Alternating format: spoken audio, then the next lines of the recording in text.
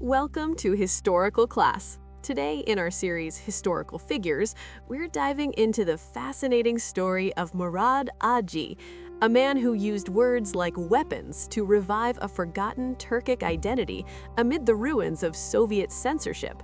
Buckle up for a tale of maps, myths, and the unbreakable pull of heritage. When the Soviet Union collapsed in the late 20th century, it didn't just bring down an empire, it shattered an entire worldview. Decades of enforced internationalism had erased ethnic stories, replacing them with a bland, Moscow-approved version of history. Into that vacuum stepped Murad Adji, not as a dry academic, but as a passionate storyteller who became a kind of cultural insurgent. Born Murad Adjiev in 1944 to Kumyk roots but raised in the heart of Moscow's intellectual elite, he started out as a classic Soviet success story, graduated top of his class from Moscow State University's geography faculty in 1969, earned a candidate's degree on Soviet economic geography, wrote scientific papers and even children's books about Siberia. He was safe, respected, assimilated. Then came Perestroika, and everything changed. Adji began digging into the suppressed histories of the Turkic peoples. What he found wasn't just facts, it was a lost civilization waiting to be reclaimed. In 1992, he published "We Are From the Polvacine Clan" and was promptly fired from his editorial job on orders from above. By 1994, he had adopted the pen name Murad Adji, fully breaking with the official line. Until his death in 2018, he produced over a dozen influential books that stirred fierce debate across Russia, Kazakhstan, Turkey, and beyond. Adji's secret weapon wasn't new evidence in the traditional sense, it was emotion fused with expertise. He turned his geographer's training into something subversive, a countermap of Eurasia that placed the Altai Mountains at the center of world history, not the margins. In Kipchak's 1999, later expanded, he describes the Desht-i-Kipchak, the vast Kipchak steppe empire of the 2nd to 5th CE, stretching from the Irtysh River to the Caspian and into Europe. He points out thousands of Turkic place names left across the continent, from ancient burial mounds marking borders to names like Balchug, meaning swamp or mud in Turkic, right across from the Kremlin.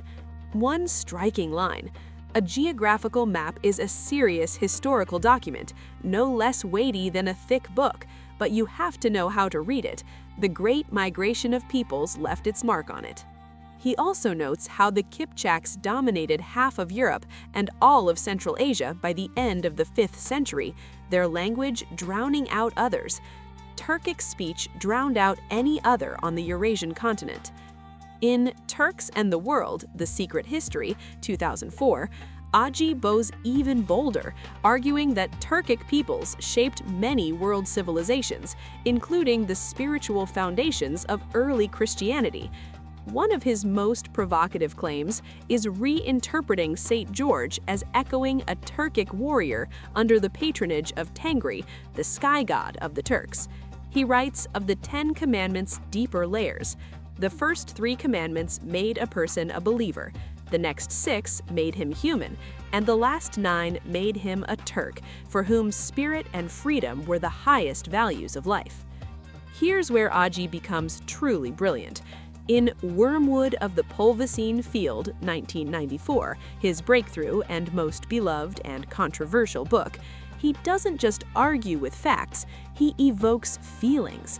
He describes the sharp, bitter scent of wormwood, emshan-grass in Turkic, as a genetic memory that strikes the blood before the mind can argue.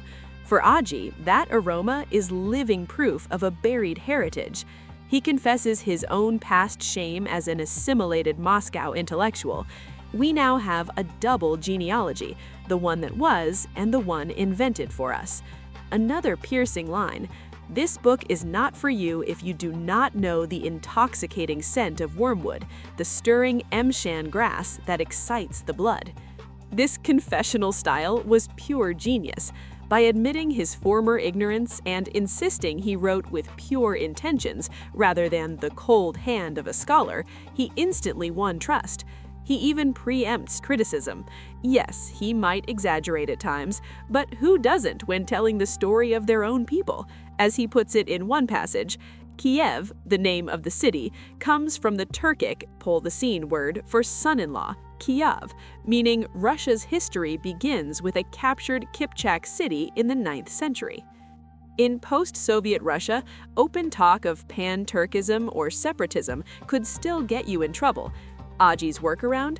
Present his books as literary essays, personal reflections, emotional journeys, not manifestos. He openly admitted the risks of bias when writing one's own history, making the project feel like proud memoir rather than dangerous propaganda. Mainstream historians dismissed Adji's work as ethnocentric fantasy, but they missed the point. In a region where Soviet rule deliberately suppressed ethnic pride, exaggeration was sometimes the only medicine strong enough to wake people up. Footnotes mattered less than the feeling of finally being seen. His real legacy lives not in university departments, but in the renewed sense of dignity among Turkic communities from the Caucasus to Central Asia and Turkey. He showed that identity isn't just archived in dusty files, it's carried in stories, sense, and the courage to speak when silence is safer. For anyone interested in identity, memory, and resistance, Murad Adji offers a gripping case study. When official history blocks the door, people find other ways in, through emotion, myth, personal confession. A state can lock up archives, but it can't erase the sharp smell of wormwood on the wind. Adji proved that nations don't vanish, they only fall asleep. And sometimes, all it takes is one sincere, stubborn voice to wake them roaring back. Thanks for joining today's lesson. If you enjoyed this dive into Murad Adji's world, subscribe for more episodes in Historical Figures. Who would you like to hear about next? Drop your suggestions in the comments. Maybe Genghis Khan, Ataturk, or someone else who reshaped history? See you in the next class.